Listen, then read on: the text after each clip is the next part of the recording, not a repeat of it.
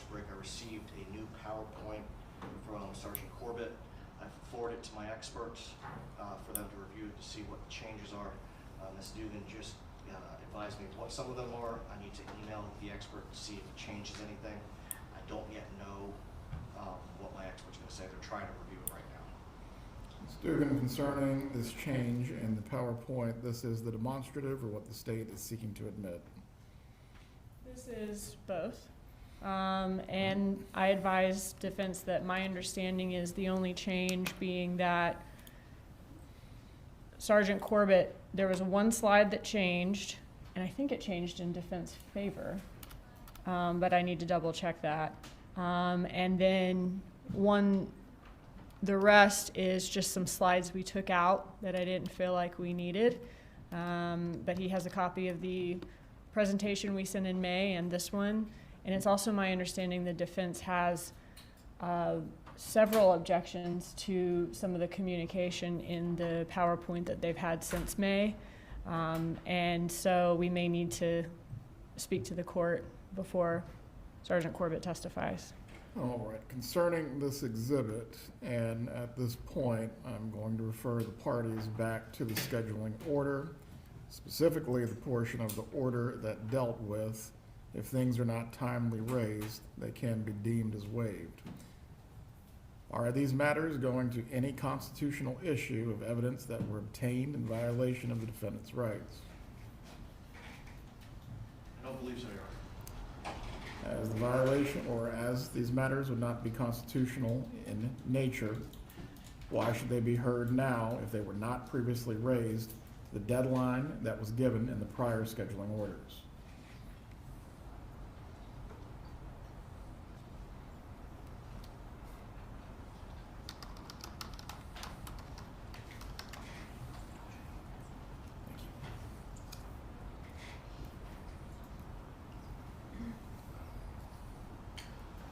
Judge, the only explanation I have for not having raised this previously is the amount of information that we were provided beginning in April.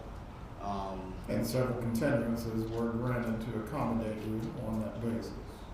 There was one trial continuance, yes, Your Honor. And multiple, I believe, deadlines were extended as well. That's at correct. least 3 or 4 times. Yes, Your Honor. On that basis, why was this not raised? Just didn't have time, Your Honor. Right. What are you raising for the record? Well, I don't know how this applies to the new one. It's one of the reasons why I forwarded it immediately to my expert to see how it has changed. I don't know how the pagination has changed. So if we could have some time to review that, it might resolve some of what I'm objecting to. Some of the objections had to do with hearsay. I understand the court's ruling concerning allowing the state to prove up the co-conspirator exception as we move through the trial, so that would probably apply to the vast majority of what the objections were.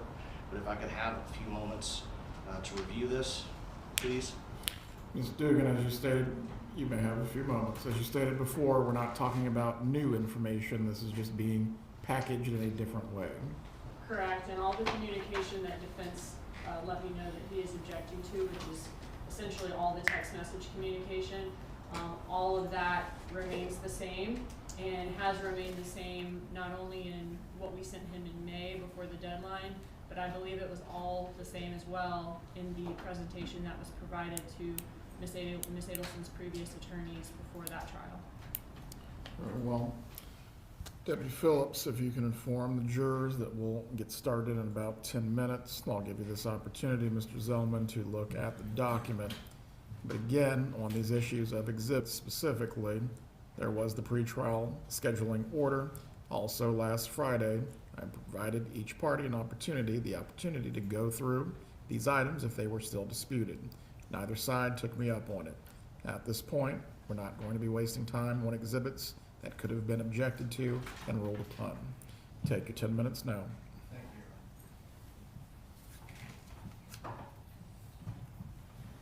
you.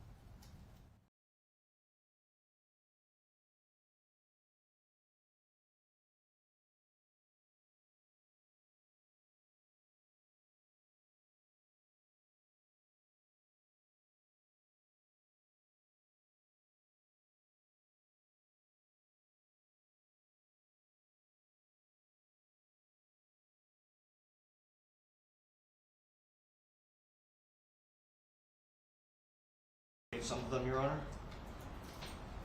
Have not yet heard back from my expert as to their review. Who is cross-examining Ms. Hull? I am, Your Honor. Very well, and you continue your search while the examination of Ms. Hull is taking place. At this point, we do need to move forward with resuming the trial. Yes, sir. Thank you. Please bring in the jurors.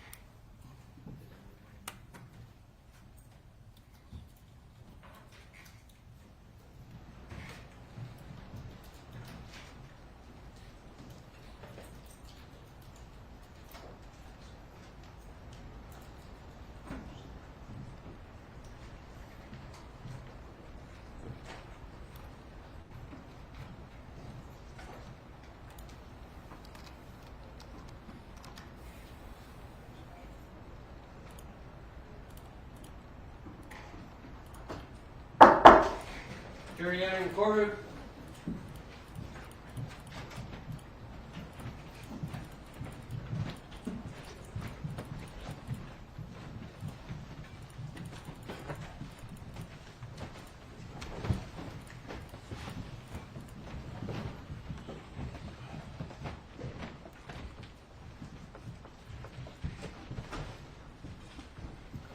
Everyone can be seated. Members of the jury, I hope you had a restful midday break. At this point, we're going to continue with the state's case. Ms. Dugan, you may call the state's next witness.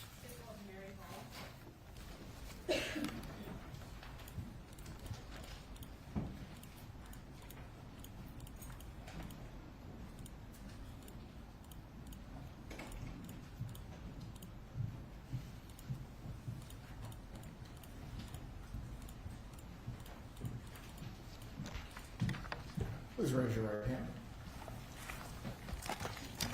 Do you swear or affirm the testimony you're about to offer will be the truth? It will. You may take your seat.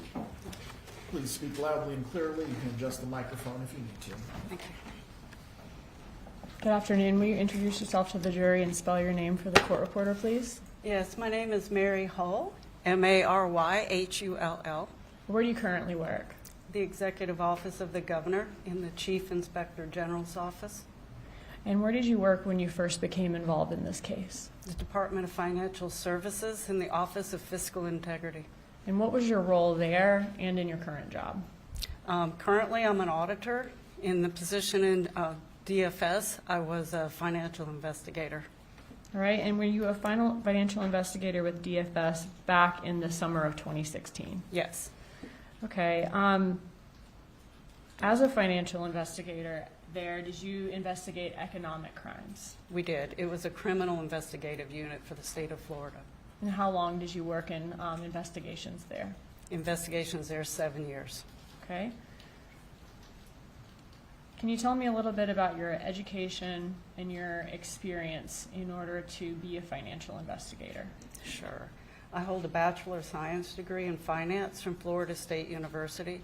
I'm a certified fraud examiner in good standing with the Association of Certified Fraud Examiners. I have 22 years of financial analysis, auditing, and financial investigative work for both the state of Florida and the United States Attorney's Office. And has much of that 20 years been doing white-collar crime investigations?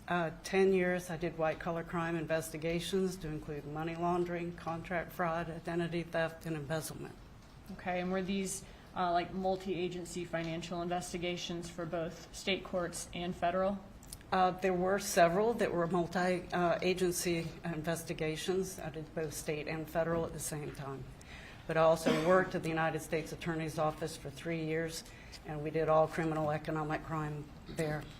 And what's your specific area of expertise? Is it forensic accounting? Yes, I do forensic accounting, which is a very detailed analysis of financial records to be used in court. You mentioned that you're a certified fraud examiner. What does that mean?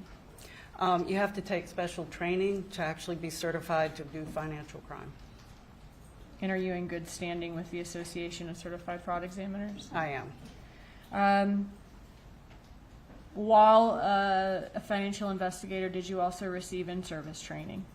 I did. As a criminal investigator, additional training and search and seizure requirements the handling of evidence, the chain of custody protocol, as well as witness interviewing techniques. And have you ever testified in court about your analysis of financial records? I have. About how many times? 21 times in court. Okay, those are all my questions as to this witness's qualifications, Judge. The defense wishes to retire the witness. Is there any objection to her ability to provide an opinion in the field of, I believe this is for Forensic accounting. forensic accounting? No objection.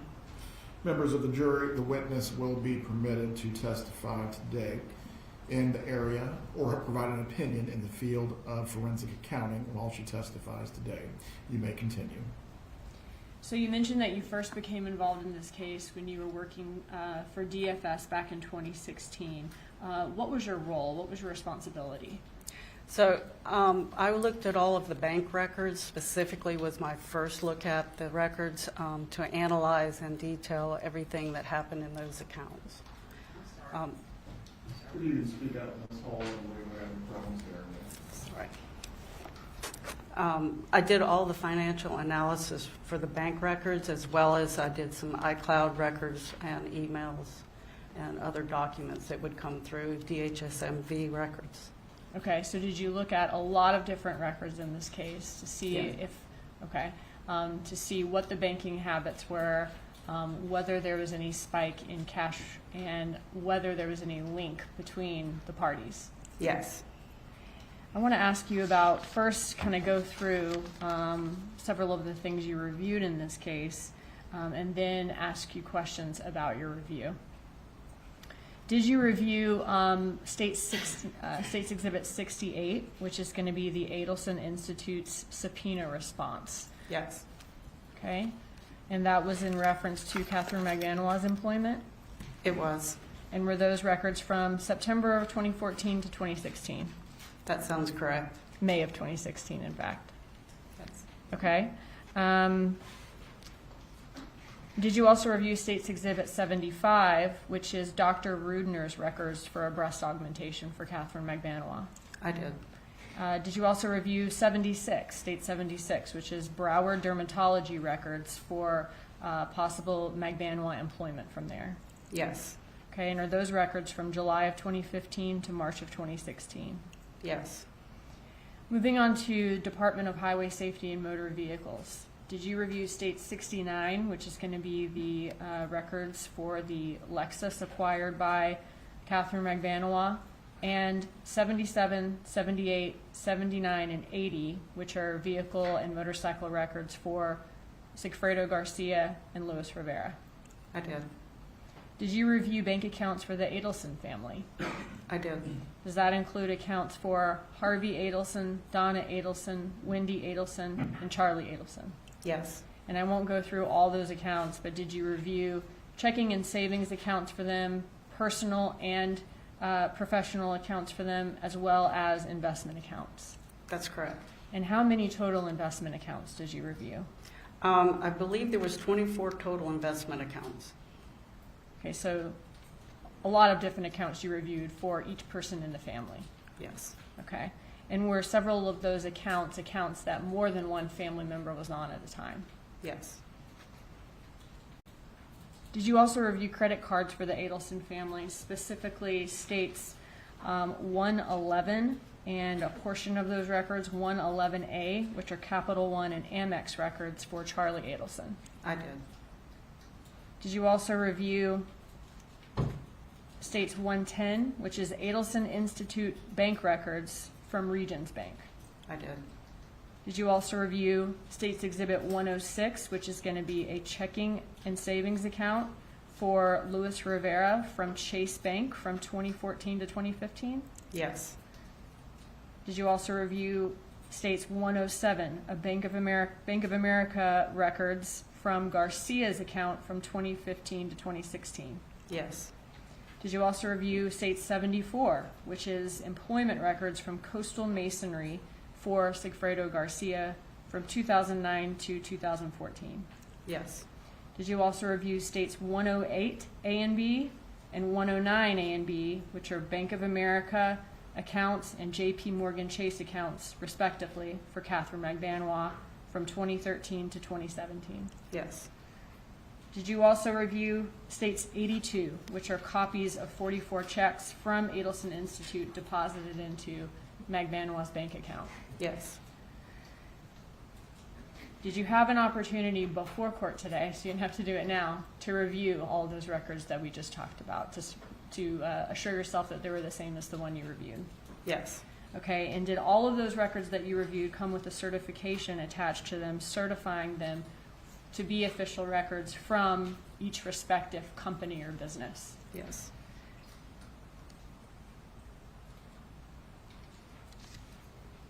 At this time, Judge, I would enter into evidence States 68, 75, 76, 69, 77 through 80, 106, 107, 108 A and B, 109 A and B, 110, 74, and 82. Any objection to the items being offered? May I go through real quick, Judge? Go ahead.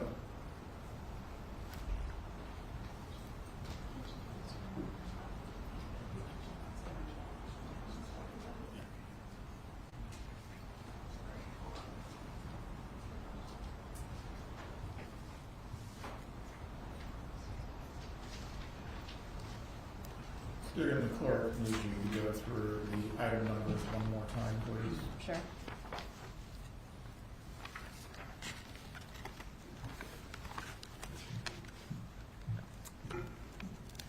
So we're going to have 69. One Seven. moment. What does that sound?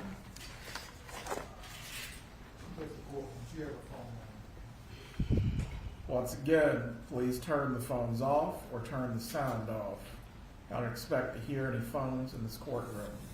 You may continue, Ms. Dugan. 68, 69, 74 through 81, 82. I'm sorry, let's hold off on 81. So 74 through 80, 82,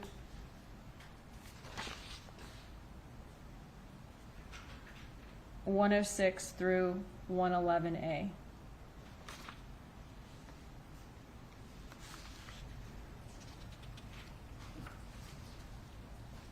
Fulford, does the defense have an objection to these items being admitted? I got out of number order. If you just give me one more second, please.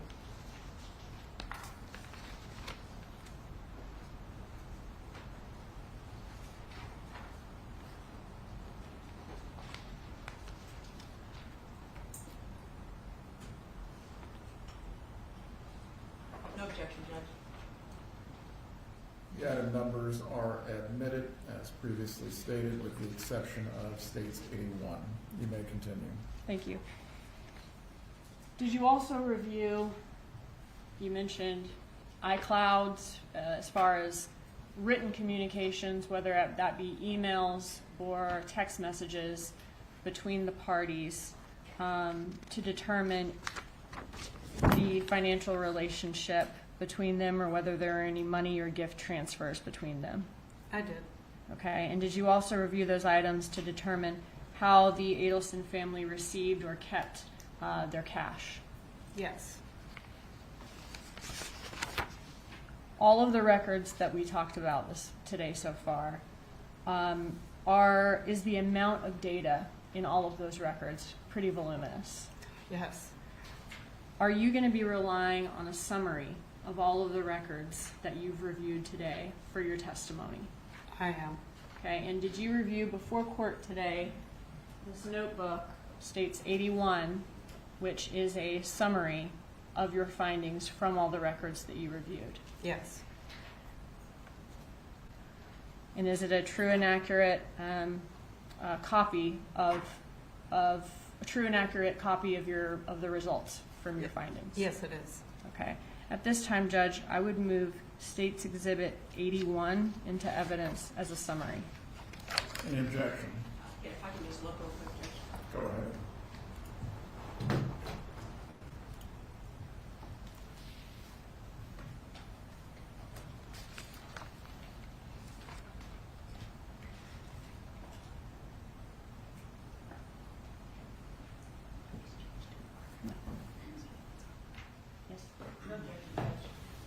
States 81 is admitted at this time. Thank you. And just for the record, that's going to be a composite exhibit. Now, in this composite States 81, for each of the graphs that we see that were created, after each graph, is there also information from the accounts kind of showing your work of how you made those findings? Yes. Okay. And is there a PowerPoint that's been created showing the graphs in the case that report your results? Yes. All right. Judge, I'd ask for permission to use a demonstrative in this case, which is going to be a demonstrative of parts of the records and the witness's graphs in this case. You may proceed. Okay.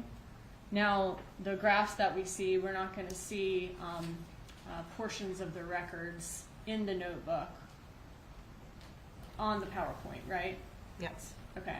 But those portions are in the notebook. If the jury wants to review them in the jury room, they're there for each graph.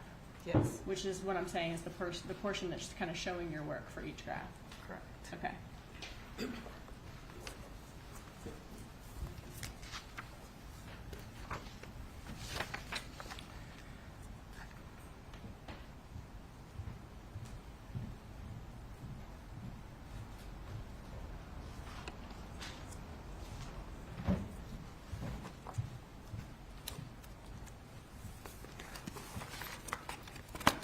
All right, so you mentioned that one of the set of records that you looked at was Department of Highway Safety and Motor Vehicle records for some of these subjects.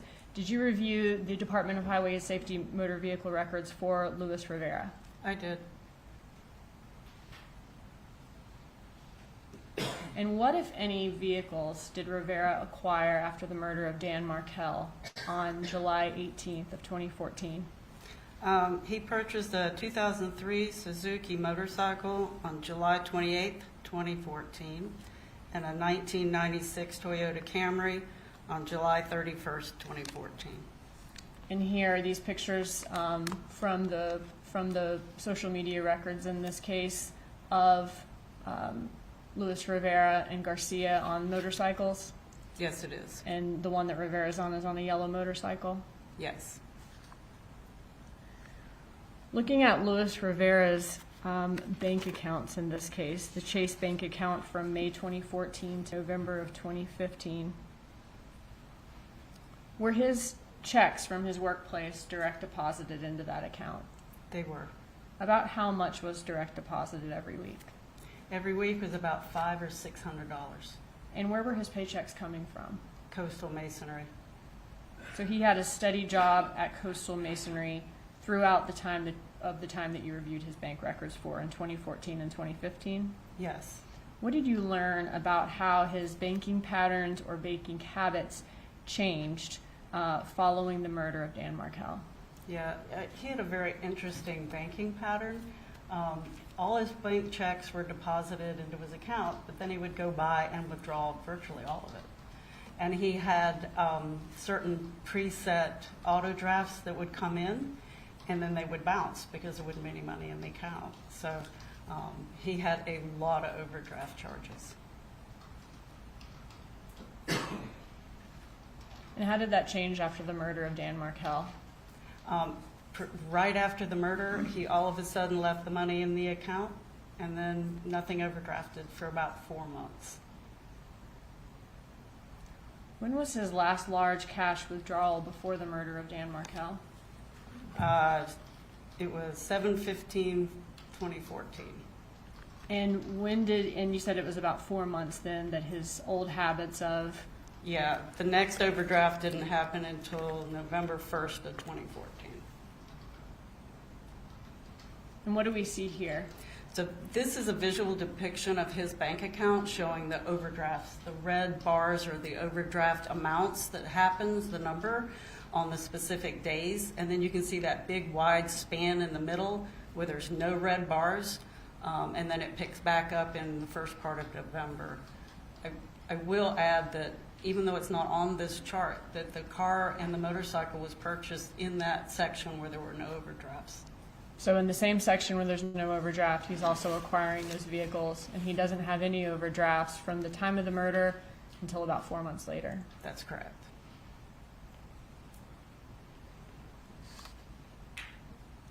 And could that be indicative of him having another source of cash during that time? Yes. All right, moving on to Sigfredo Garcia. Tell us what you saw when you looked at the DHS-MV records for Garcia. Yes, he purchased a 1997 Honda Racer on July 26, 2014, a 1984 Monte Carlo on August 22nd, 2014, and a Nissan Maxima on October 17th, 2014. Okay, so we didn't find a picture of the Maxima, but that's kind of how a Maxima of that style would look here. Yes, it was a sedan. Okay, and then the Monte Carlo is on the two-toe-dade account here. Yes, that's correct, in blue. Okay, and then we see his yellow motorcycle all the way to the right of the screen. Yes, And so those were all purchased within 3 months of the murder. that's correct.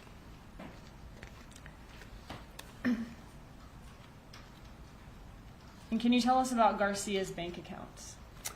There was not a bank account located during the time or shortly after the murder.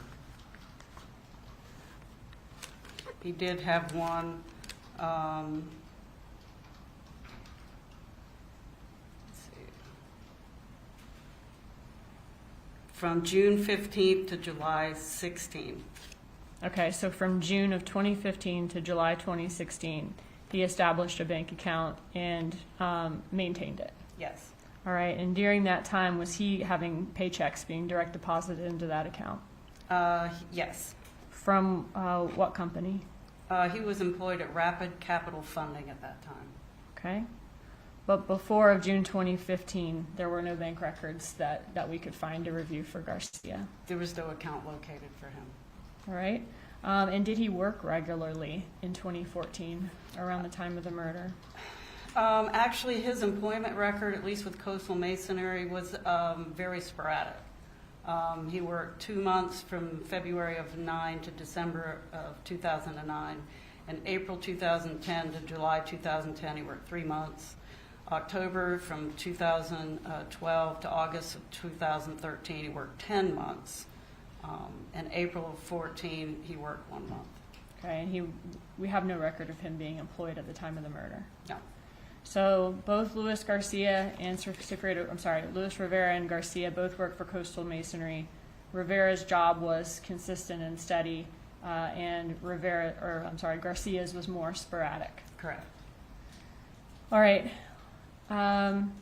For Katherine Magbanua, did she already own a car according to the DHS-MV records at the time of the murder? She did. And what type of car was that? That was...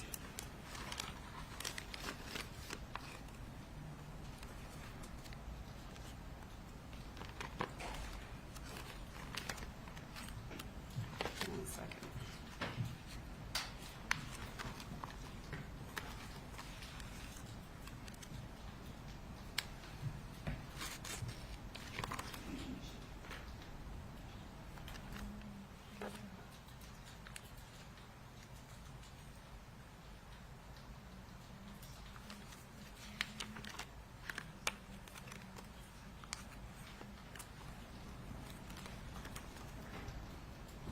Here, I might be able to show you something to help move it along.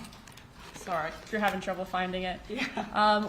Did you, when you were reviewing the messages in this case, did you find some evidence that Charlie Adelson helped her financially with a car that she had in 2014? Yes. Okay, and was that car, in these messages, did they refer to this car as her needing to get it fixed, the parts alone are expensive, and she's asking, I need a loan, buddy, frowny face? That's correct. Okay, and does she say, you know, just imagine if I took it to another mechanic? Yes. All right, did Charlie Adelson in the messages have a mechanic that was a friend of his that he would refer people, especially Katherine Magbanua, to? He did.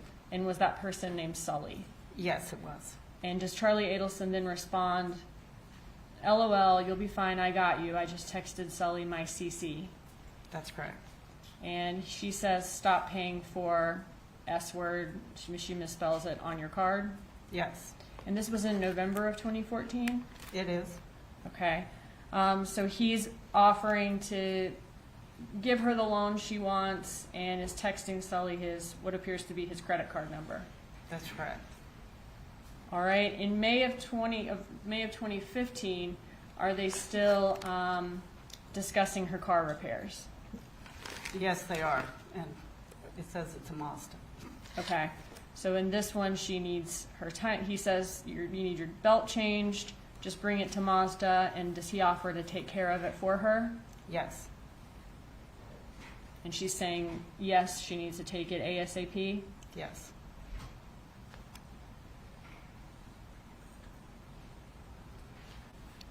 And what do we see here in November of 2015? This is a text message exchange about him paying for the repairs for that car. Okay. And in this exchange, Charlie Adelson is continuing to offer to put these repairs on his credit card. Yes, And this is Charlie Adelson words in blue and Katherine Magbanua's words in green. that's correct.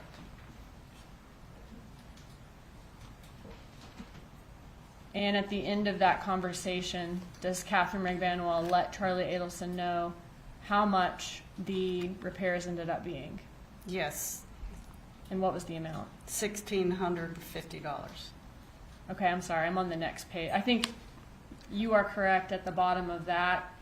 That's what he authorized to put on his card, but the actual payment was for $1,620.77. Okay, thank you.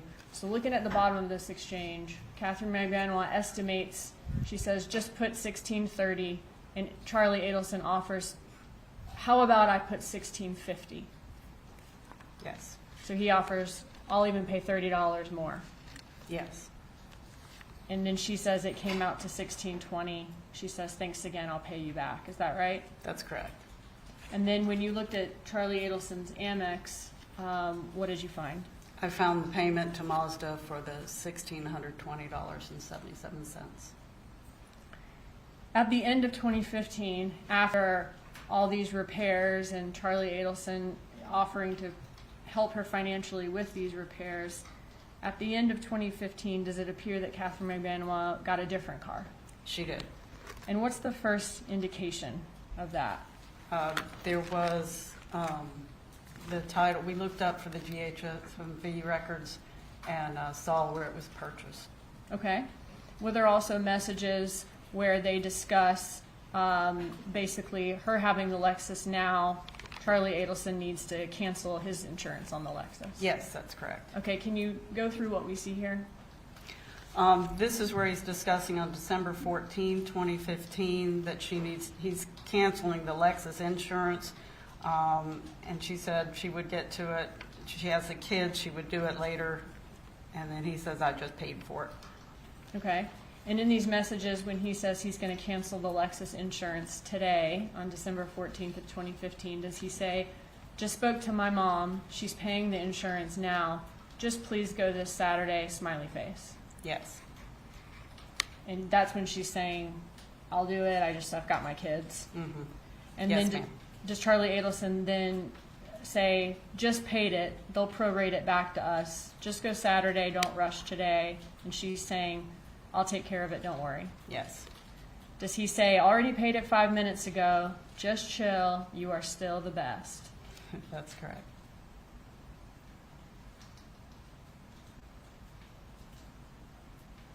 You mentioned the DHSMV records in this case. What do we see here? This is showing that the title transfer between Harvey and Catherine. And what date did this take place? This says,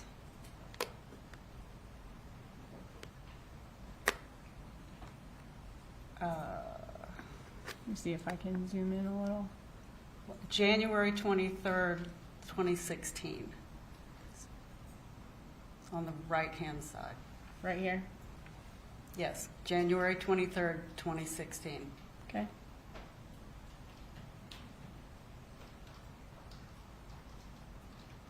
And what type of vehicle was that? That was Lexus, 2001 Lexus? black 4-door, that's correct. And the previous owner is listed as Harvey Jerome Adelson? Yes. How much did this DHSMV title indicate that it was sold to Magbanua for? $1,700. And that's there on the right side of the screen? Yes. Were you able to find any record of payment from Katherine Magbanua to any of the Adelsons for this vehicle? No. Did you search all her accounts? Yes. Was there any check, or maybe she just withdrew that amount of cash? Was there any cash withdrawal for that amount? Nothing that correlated. Were you able to find any deposit into, if she, let's say she already had that cash at home, any deposit into the Adelson's account for that amount? No. Was there, in a little while, we'll see that she was receiving money from Adelson Institute, correct? That's correct. Was there any drop in the money she was receiving from Adelson Institute in that time to account for maybe this was just taken out of her salary? No. Can you insure a vehicle without transferring title? No. Do you have to put a sales price or list it as a gift on the title transfer? That's correct. If you say it's a sale on the title transfer, are you taxed? Yes. Is there a financial benefit for listing a really low sales price on a title transfer for a vehicle? Yes, it makes the registration fees less. And who decides what number goes on the title? Normally, it's usually the seller that's supposed to put that on there, but all the transactions I've ever heard of, they just leave it blank and let the buyer put in the amount. So just the person who's submitting it to the tax office so they can later get their car insured? That's correct. So if I sell a car to you for $3,000, but we agree to put $300 on the title transfer, we would pay less taxes on it? Yes.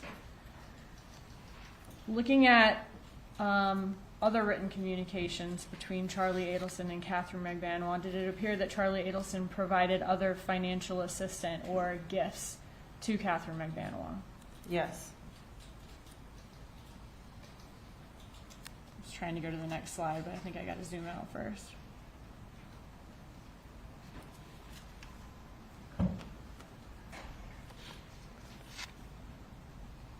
What do we see here in Charlie Adelson's Amex records? So this is a purchase of airline tickets for Katherine Magbanua on March 6, 2015 for a flight to Santo Domingo, and that was $970.74. And the passenger name is there at the bottom, Katherine Magbanua? Yes.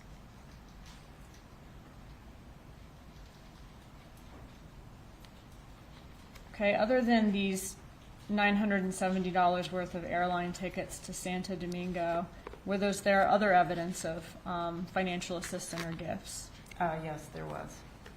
Looking here on October 19th of 2015, This is a set of text messages from Katherine, between Katherine and Charlie, that she's asking for, she wants to take her kids, I'm sorry. You don't have to look up with plane tickets. I want to leave for Thanksgiving. I want to take my mom. It's her 60th on November 9th. And then he's discussing cruise options. She wants to take a trip with her mom. okay, so she wants to leave for Thanksgiving. She wants to take her mom to, it's her 60th birthday. And at the bottom he asks, where do you want to take your mom? Correct.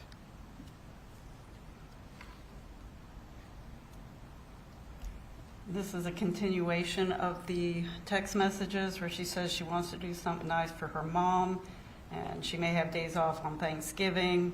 Does she offer the fact that maybe I'll rent an RV and drive cross country? She does. And then what does Charlie Adelson offer to do about halfway down this page? To get her a cruise for her and her mom. And she agrees. I was thinking about a cruise too. Yes. And then he discusses, perfect, they have really nice ones, y'all can leave on a Friday, go to 2 ports, come back on a Monday morning, and you won't miss work? That's correct. Okay, and this is in October of 2015? Yes. And then does he continue to offer in that text messages, I think it would be super cool for you to go with just you and your mom from Friday to Monday on a Norwegian cruise. It leaves Friday at 4, comes back Monday at 7. Does that work for you? Let's look at dates. Is that Yes. right? Yes, that's correct.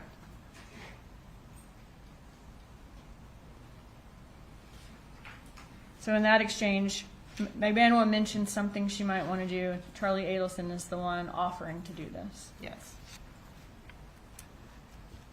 In this message from May of 2015, is Katherine Magbanua saying she has a lot of things to pay for, she needs a little help because of her kids' tuition and stuff, and she had to stop her weekend job. She says, I hate asking. That's right. And he says, I will lend you whatever you need. That's correct. And then shortly after this text message exchange on May 20th, what do we see in the bank records? We see an ATM cash deposit for $1,400 into Katherine Magbanua's account. And was that a large amount of cash for her to deposit for her? Yes.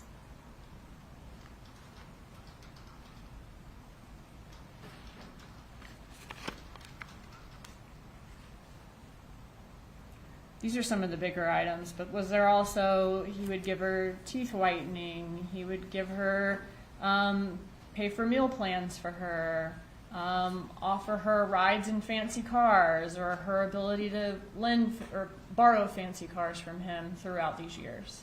Yes, he had a lot of supportive activity of her.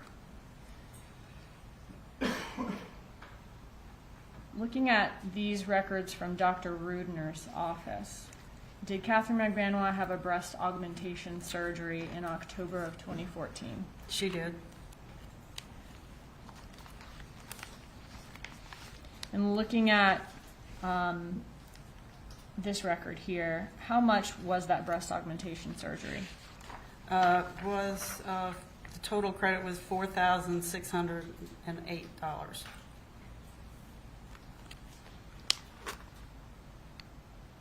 Looking at the records, how was that paid? Oh, I'm sorry, let me go back. How was that paid? Was it paid by cash or credit card or both? $4,400 was in cash, and then the $195 was on her credit card or debit card. So what was the portion of that breast augmentation surgery that was paid in cash? 96%.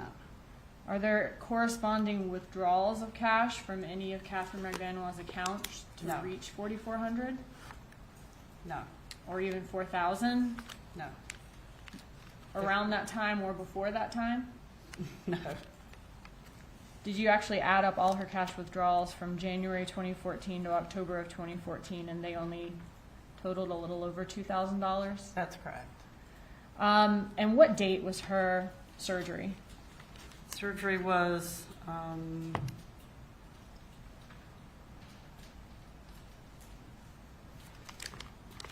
looks like it was July. It was October Of 2014? 2014. October 18th, 2014. Okay. All right, now I want to focus on Magbanua's bank records. Based on the bank records and employment records that you reviewed, were you able to ascertain where Katherine Magbanua may have worked or what business she received income from her bank records? I did. And what do we see here? Can you walk us through this? So from the summary of the bank records, I was able to show through her deposits, her checks or employment that she had. So this is a schedule of the bank records from 2013 to 2016, showing her employment deposits. And at the bottom here, do we see the name of each business that she received income from and the dates that she received income from those businesses? Yes. All right. Quintana Lopez, we see her at the bottom. Was she a realtor? She was. And we see another name, Jerome R. Obed. Was he a dermatologist who was a friend and former roommate of Charlie Adelson? He is, or was. Okay. And when, according to this, when did she work for Adelson Institute? The first deposit that hit her account was October 7th, 2014, and the last one was May of 2016. Okay. And that's when she received checks from Adelson Institute. That's correct.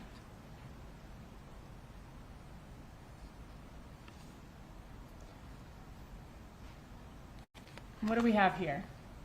So this shows the horizontal bars show her employment time frame, and then the murder and the bump are also showed on as a time frame. When was her last check from Sophie Dental Care, the dental company she was working at before the murder? The first part of July 2014. Okay, and then she didn't have any more checks, or didn't receive any more checks from them after that point? That's correct. Is there any record of her being employed anywhere at the time of the murder? No. And you said she began receiving checks from Adelson Institute about a little less than 3 months after the murder? That's correct. And she received checks from them until the last check was dated in May of 2016? That's correct.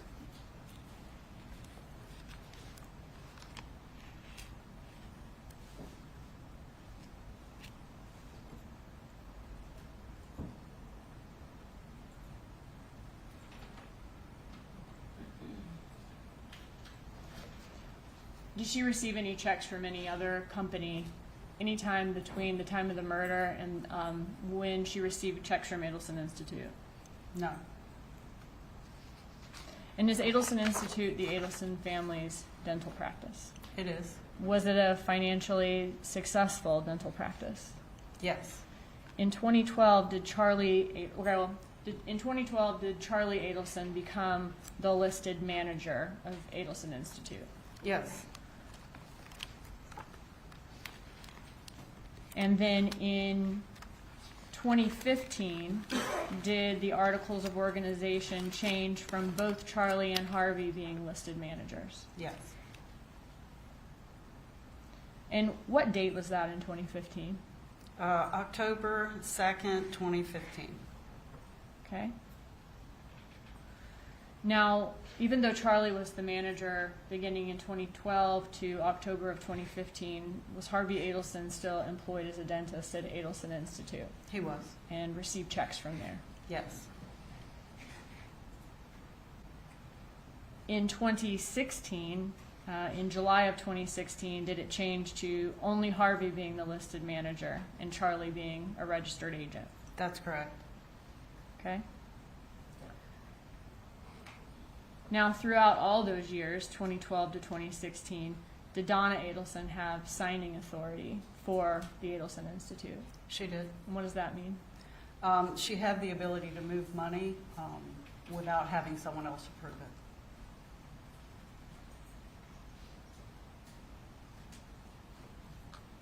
Was there evidence from Charlie Adelson's iCloud in reference to how or why Magbanua began receiving income from Adelson Institute? Yes, she was saying that she needed to show employment to get not only health insurance for her kid, but an apartment that she wanted to rent. Okay, so looking at this text, is this a text from June 24th of 2014? It is. So this is about maybe 3 to 4 weeks before the murder of Dan Markel? That's correct. And in this text, does she say, "Baby, I'm going to need help on the employment info. I have to send to DCF for my kids' INS, INS." Could that be short for insurance? Insurance.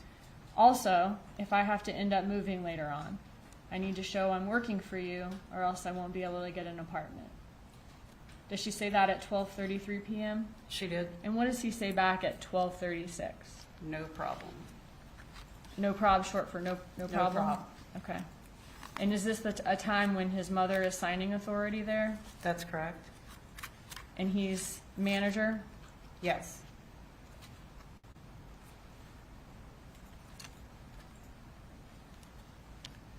And his dad is a dentist there? Yes. Now, during this time, was that Charlie Adelson's only form of income? Did he also have income from his other work as a periodontist? Yes. Okay. Would he receive income from other dental practices where he would travel around and do specialized work for them? Yes. And was that a successful periodontist practice? Very successful. I want to ask you about this text message. She says she needs employment to send a DCF for her kids' insurance, or if she moves later on. In order to rent an apartment, do people sometimes have to show proof of employment? Yes. In order to get public assistance, health insurance, do people need to show they're employed, but they don't make above a certain amount of money? That's correct. Did you review checks from Adelson Institute to Katherine Magbanua? I did. And in what accounts did you find those checks? They were deposited into Katherine Magbanua's, sometimes in her checking, but a couple of times they went into her savings. Okay, and they were coming out of Adelson Institute's business account with Regions? Yes. How many total checks were there from Adelson Institute to Katherine Magbanua? There was 44 checks.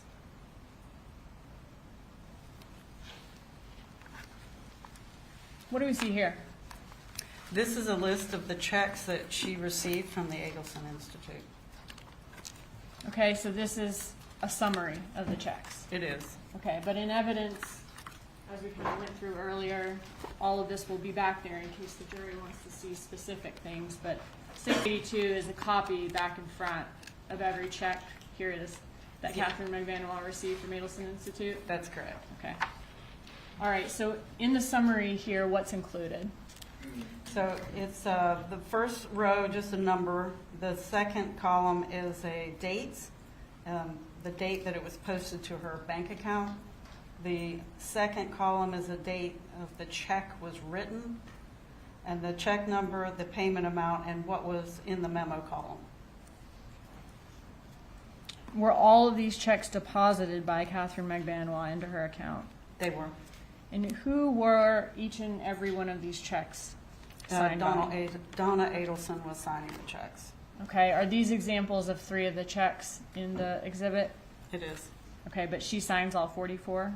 She does. And you did say that she did have signing authority for the business during those years? Yes. In addition to signing these checks from Magbanua, did Donna Adelson also sign all the other checks to the Adelson Institute employees, their front desk people, their hygienists, the dentists, Yes. all of the people who work there? Yes. Was she the person who did payroll every month? That's correct. And looking back at this summary, you mentioned that Harvey Adelson was listed as manager again in October 2nd of 2015. Looking at this chart here, would that be just between number 26 and 27 there? At that point, he would become manager again? Yes. Okay, but all throughout the rest of the time, he worked there? Yes. Okay, so about 3/4 of the second chart we see, Harvey Adelson was manager during that time That's right. for all those checks that were written. That's correct. And for both of those charts, Donna Adelson had signing authority. Yes. Who else had signing authority at Adelson Institute when these 44 checks were written? There would have been Charlie and Harvey and her.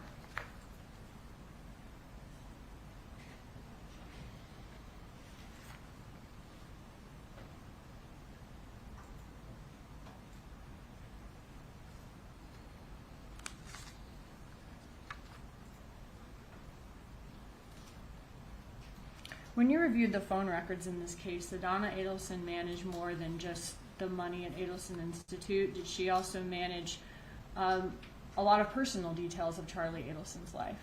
Yes. Would she often book his travel as far as his plane trips, his hotels, whenever he wanted to take a trip? Yes. would she remind him regularly to pay this bill on time, pay that bill on time, transfer this amount of money to this account? She helped him with all of his money. Yes. Did she kind of run his life, so to speak, as far as helping him keep up with the details of all of his day-to-day needs? Yes. When was the first check issued to Katherine Magbanua here, looking at the summary? The first check that shows up in her account is October 8th, 2014. Okay, and what was the date on the check? Meaning the date that Would have you're been- assuming that that's the check, that's the date that it's written. Right. So the date that was on the check was September 17th, 2014. Okay, and was that almost 2 months to the day from the murder of Dan Markel? It was. Was that, I guess, about 3 months after she asked to be employed by Adelson Institute? Yes. And how often did Magbanua receive checks from the Adelson Institute after that? 2 times a month for almost 2 years. Looking at these checks, can you show us? Do you have your clicker? I'll just ask you. On the bottom right of each check, where it says Donna Sue Adelson on these checks, is that the signature line? It is. Thank you. Checks are kind of becoming an ancient art form, so just in case we have any jurors who haven't written one. The amount is here. Yes, that's the amount that's written the check for. All right. And then the amount's written out here, and then you mentioned a signature line. I'm sorry, a memo line. Is this the memo line? Yes, that's the memo line. Okay, and what does this memo line say on these checks? On, I believe, all of them, let me just look for a second. Almost all of them have a date range. There's a few that don't. And would that date range be the pay period? Yes. Okay. All right. Looking at these Adelson Institute checks to Katherine Magbanua, I have a couple of questions. When we're looking at the memo line for each, do the time ranges for the pay periods vary? Yes. They're not all for the same amount of days, in other words. They're roughly around a 2-week period.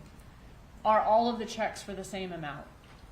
All except for the first one, which appears to be a 1-week pay period instead of 2. It's, Okay. It was $203.79, which is half of the $407.58. And so for these red check marks, the red checks denote all of the checks that were for the same amount. Yes, Were some of the checks advance pay? they were. And what does that mean? That means that she actually would have received the check or deposited the check before the end of the pay period. So the check is posted before the pay period on the memo line is complete. Yes. And were any of these checks sequential? They were. And what does that mean? That means they were all the next in line check numbers, 25, 26, 27. So going back to our picture of the checks, excuse me. So, Are yeah, these 3 checks sequential here? they are. Okay, so 24, 25, 26. Yes. Let me go back to where we were.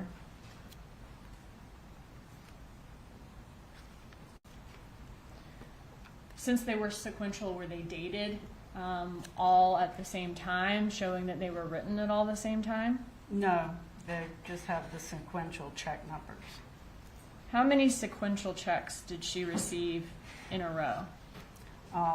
There was a total of 18 sequential checks. There's one set of 3, another set of 6, and another long set there. 1, 2. Okay, so are these 3 checks 10. sequential here that I'm pointing to? Yes, Okay, and then are these 6 checks sequential? that's correct.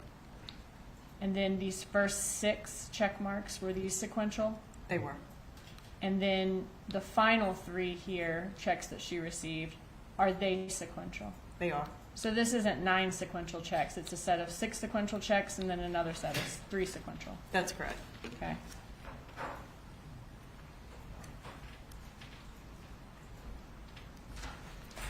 We talked about the ones that were sequential. Are there also a lot of the checks that are not sequential?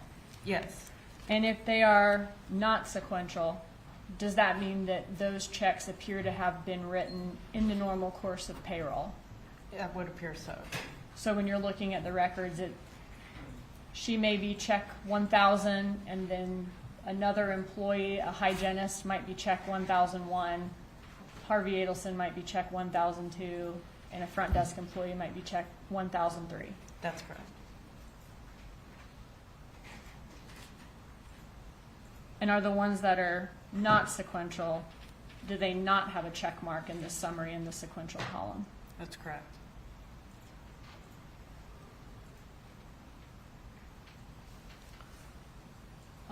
For this last column, Katherine Magbanua, known schedule. You said earlier that except for the first check, they were all the same amount, all 44. We know that she received a breast augmentation surgery in October of 2014. Was she receiving checks at that time in October 2014? Was Magbanua receiving checks? She was. Was there any disruption in her paychecks from Adelson Institute during that time to reflect needing time off from a major surgery? No, there was not. After her surgery, was there any decrease in the amount she received from Adelson Institute that might reflect her being off or having a reduction in pay? No.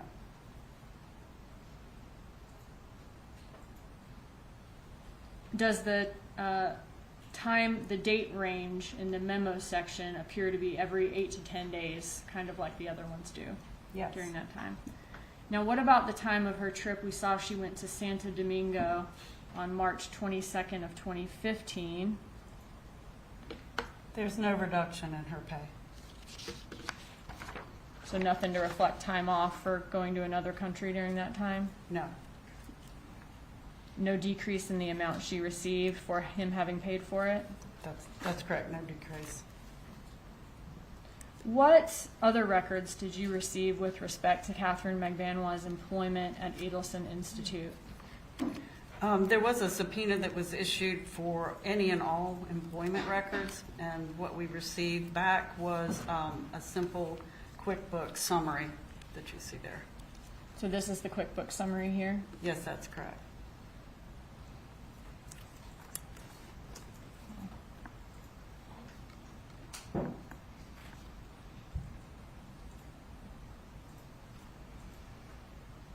Did the subpoena ask for any and all records of her employment from Adelson Institute?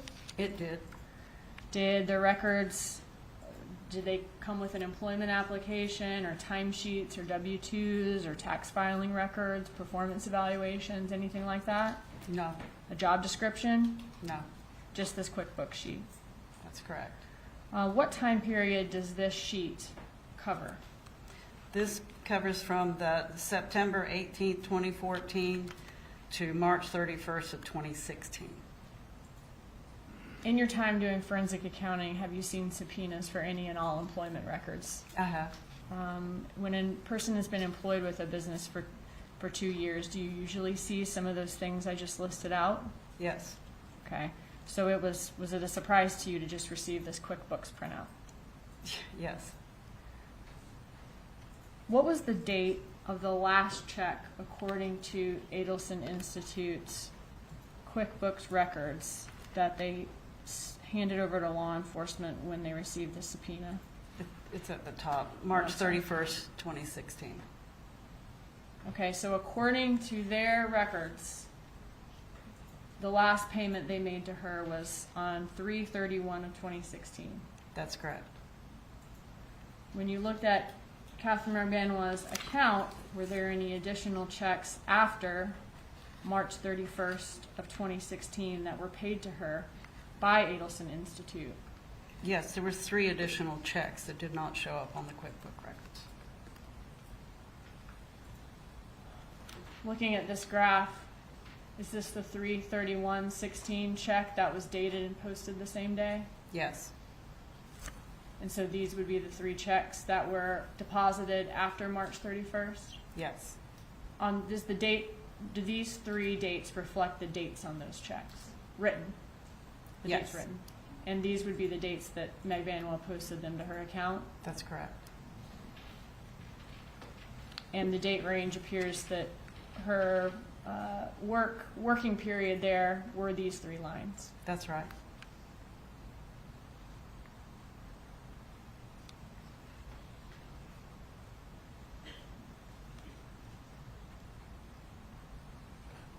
Was the last check deposited into her bank account dated on May 12th, 2016, and posted on May 17th of 2016? Yes.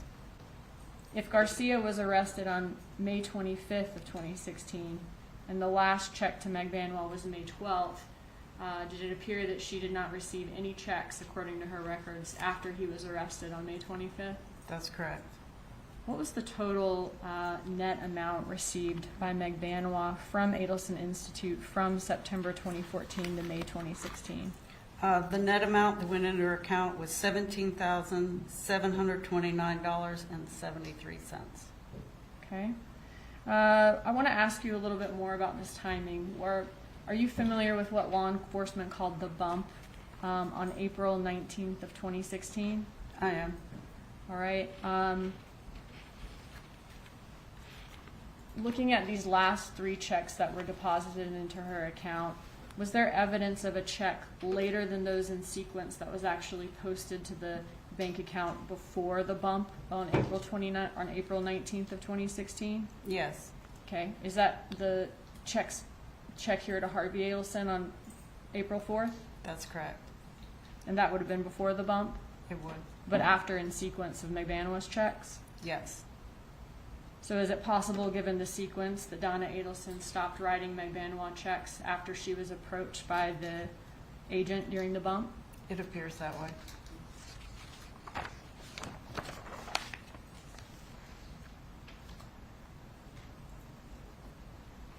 Looking at Magbanua's income from 2013, how much cash did she deposit into her bank account for that year, the year before the murder of Dan Markel? $13,035.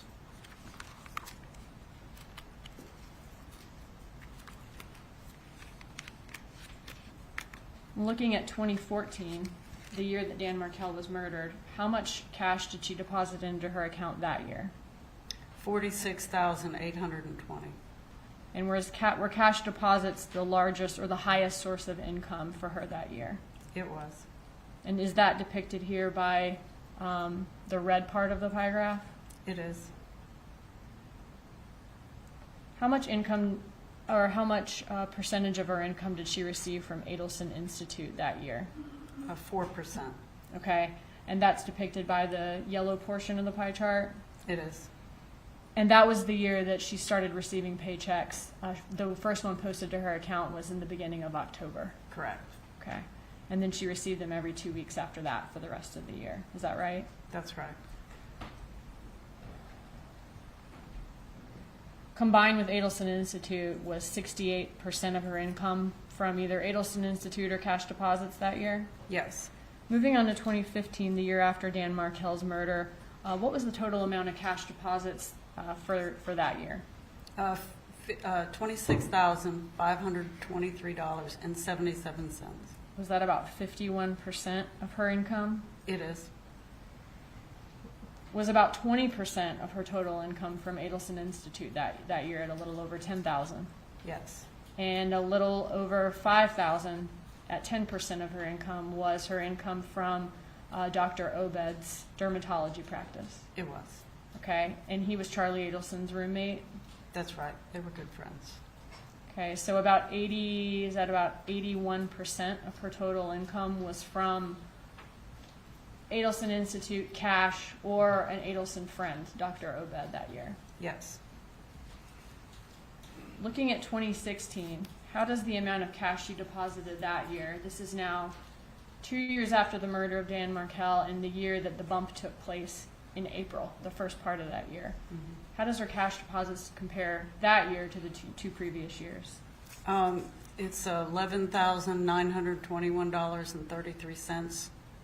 So significantly less?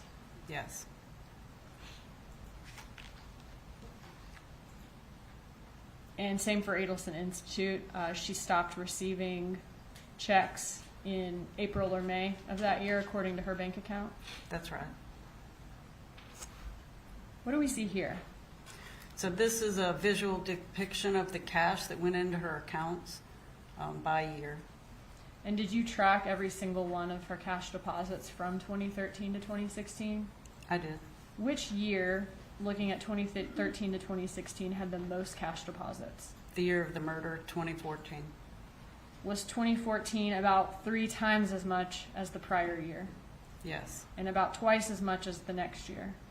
Yes. What do the graphs at the bottom represent? It's just another visual depiction, a circular graph of the cash. How much the cash was a percentage of her total income? Yes. How much of a percentage of her total income the Yes. cash was? Thank you. And it was the highest source of her income in 2014 and 2015? Yes. What do we see here? This is adding on the other, the Adelson Institute checks that are in the yellow highlights, and then Dr. Obed, his roommate, was in the purple. Showing the total amounts from all those sources, and then the percentage of her income all of those sources were. Yes.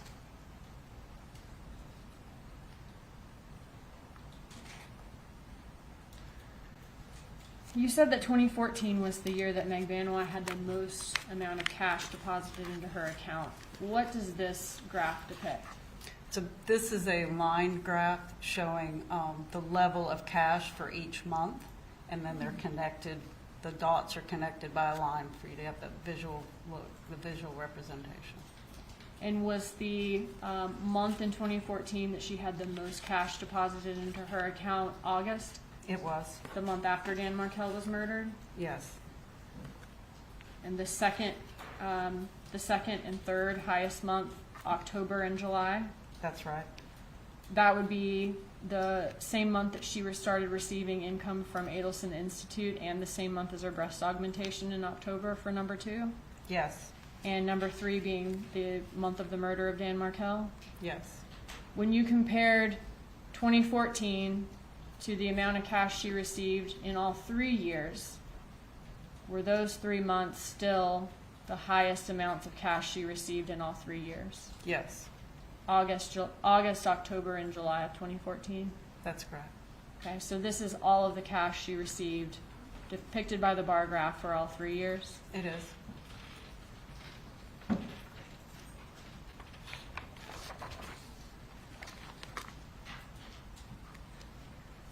What do we see here? So this is a composite graph showing both her employment, that are the horizontal bars show her employment, and that line graph showing the cash deposits that went into her account. Kind of just represents that she was receiving cash when she was not being employed. Okay, so these bars are the employment chart that we already saw, right? Yes. The red is all of the cash she received throughout those 3 years. Yes. Okay, and then is this black line the date of the murder of Dan Markel? It is. And this other black line the date of the bump? That's right. What was the amount of cash deposits in the year before Dan Markel's murder for Katherine Magbanua? The year before was $15,600. And what were the total cash deposits in the 12 months after the murder? 12 months after was $44,963. So about 3 times as much as the year before? Yes. What is this cash spike? The cash spike was August, 13,200. And that was the most cash she received? All in 1 month, yes. Is there any record of her being employed when she had that cash spike in August of 2014? No.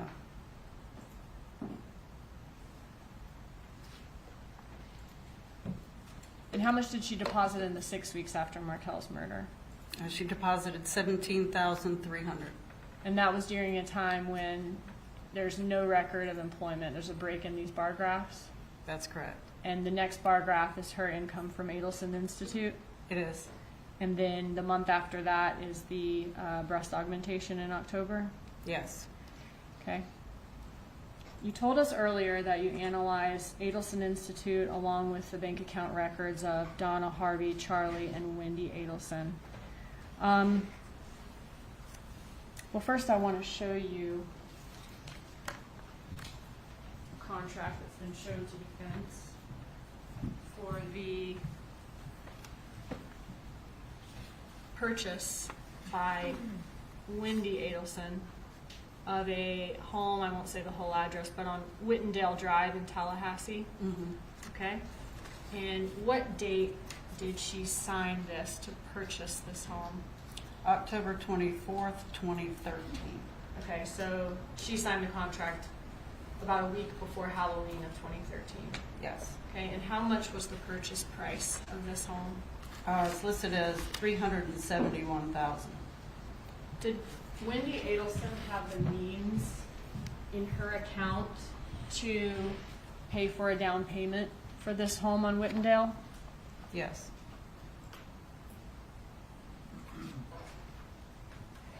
Would it have been a real financial stretch for her to do that, or was she able to do that comfortably?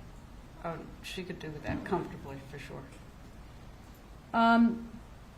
Did each of these members of the Adelson family, and when I say members, I mean Donna Adelson, Harvey Adelson, Charlie Adelson, and Wendy Adelson, have the means in their respective accounts in 2013 to pay the $1 million bribe that was discussed in the messages? Yes. Did each of the members of the Adelson family have the means in their respective accounts in 2014 to pay the $130-something, let's say $140,000 given to Garcia, Magbanua, and Rivera? Yes. Did Charlie Adelson have the means in his account to pay for all of the different benefits and gifts that he gave to or offered Katherine Magbanua over the years from 2014 to 2016? Yes. And when I say means in their account, is that money that's available for withdrawal? I'm not talking about homes or properties or cars or other assets. Yes, that's correct. Okay. And would that amount, would those means obviously not include cash that is not deposited in any bank, right? That's right. We wouldn't know that amount. Right.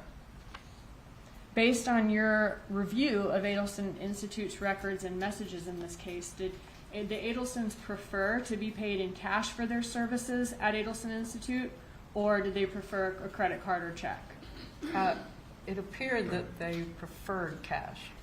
Okay, were there lots of messages where they discuss giving discounts for cash, certain clients being willing to pay cash, and that being preferred? Yes. Are these just some of the examples? Just some of them, yes.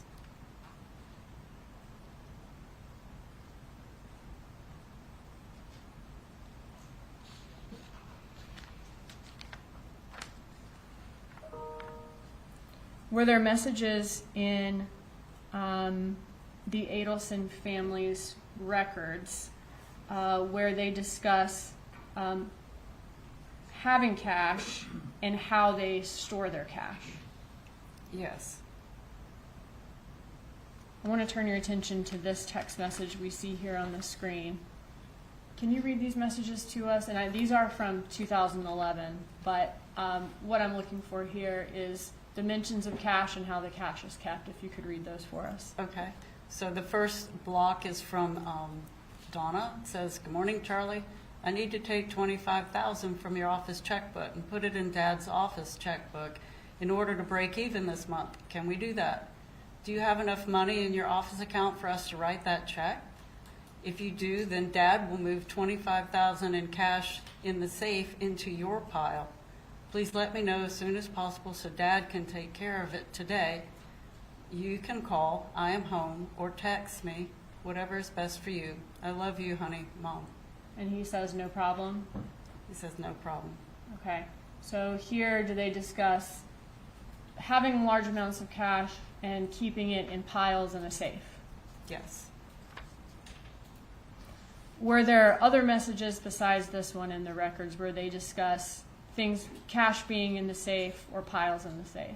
Yes, Is this just one example? yes, And as we talked about earlier, is it common for Donna Adelson to move money around between the Adelson family accounts? yes.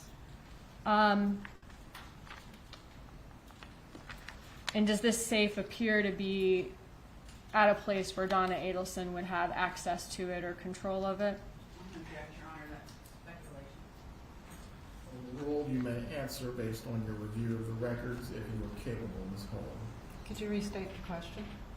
From the messages here, does the safe appear to be in a place where Donna Adelson would have access to it or control of it? Yes. Just a second.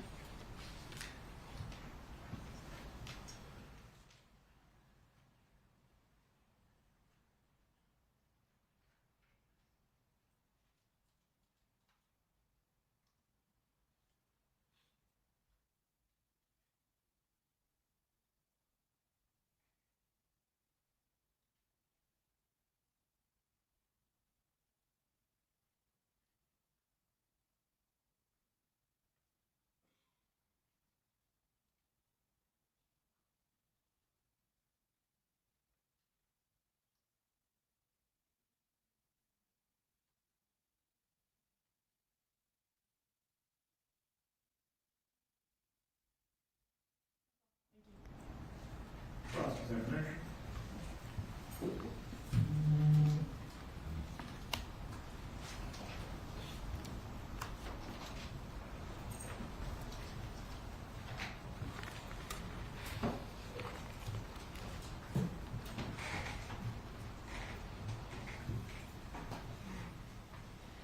Good afternoon, ma'am. Good afternoon.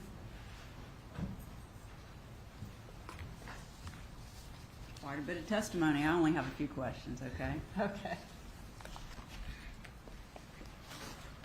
What credit card account statements did you review in your analysis for Donna and or Harvey Adelson? I believe there was only two, an American Express and a Capital One, two different credit cards. An Amex and Capital One? Yes, ma'am.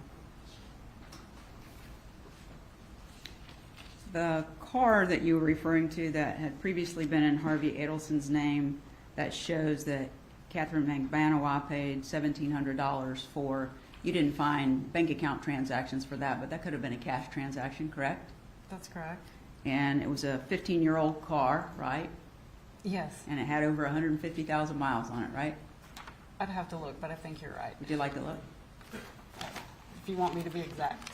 I just want to make sure I can't testify, so I need to make sure that you do. Sure, hold on a second.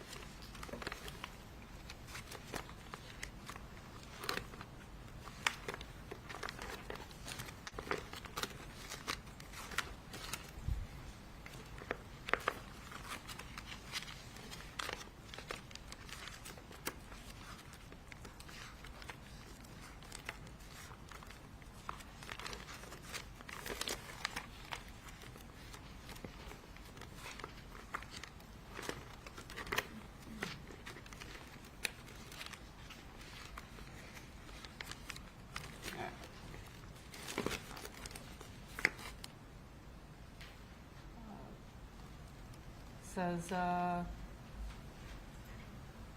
odometer was 17,058 miles. Ma'am, I think that's the original, last time it had been checked. The mileage at the time of the transfer would be down lower on the bottom. Oh my, I can't hardly see it from this one. It's either 140,000 or 160,000. Okay, thank you.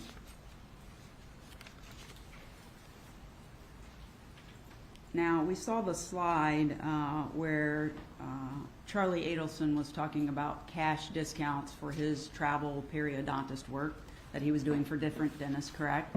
Yes, Are you aware from your analysis that the cash discount that was offered at Adelson Institute was simply the same amount as what they would be charged if someone used a credit card for the fee of 5%? So the difference in the discount was if you paid by cash or check, so there wasn't a credit card fee, they gave them a 5% reduction.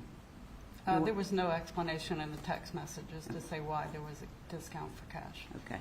And you can't say what their deposits were in cash at Adelson Institute, correct? I don't recall. Okay. And you mentioned that sometime in 2016, Harvey for Adelson Institute, the business that we're discussing, became a manager in 2016, correct? I believe you are correct, but I'll look at the date.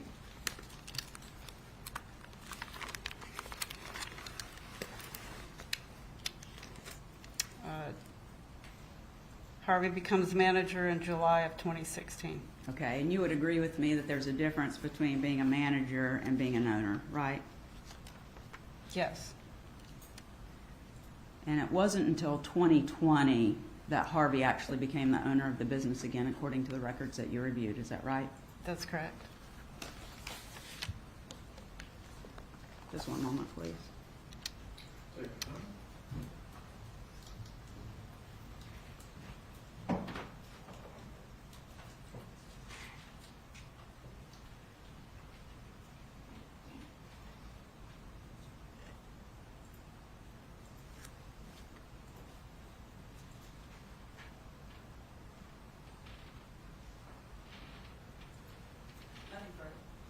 Any redirect examination?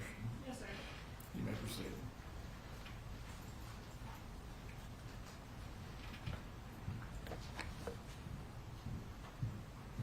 Defense counsel asked if the cash discounts mentioned in the text messages were from Charlie's travel and periodontist work, or did the cash discounts, are those messages also sent from Adelson Institute employees here that you saw listed in Adelson Institute payroll?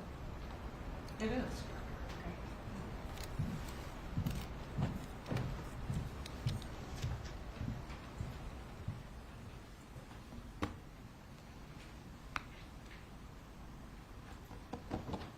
The only other thing I had was on direct, you mentioned that Harvey Adelson was taken off as manager in 2012. He continued working there as a dentist, but then on October 2nd of 2015, he became manager again. Is Yes. that correct? Yes, that's correct. Okay. And then in 2015, were Harvey and Charlie both managers? That's correct. Okay. In October of 2015. Yes. But then in 2016, July of 2016, only Harvey's a manager then at that point. Charlie has now dropped off to a registered agent. That's right. And these are on their articles of incorporation. Yes. Okay. They could still be both working there as dentists and have their own understanding of their role in the practice. But we're talking about what's listed on the articles of incorporation. Right. Okay. So it went from Harvey and Charlie both being managers in October of 2015, Magbanua still getting checks through the spring of 2016, That's right. and then after the arrest in 2016, Harvey Adelson becomes manager in July. Charlie is now a registered agent. That's right. Okay, thank you. You may step down. Will this witness be recalled? I don't plan to, Judge, but if you could just remain under the rule just in case, you can go about her business then. Very well. Please do not discuss with anyone else the substance of your testimony. You may step down. Thank you. Do any of the jurors need to take a restroom break? The bailiff will take you to the jury room.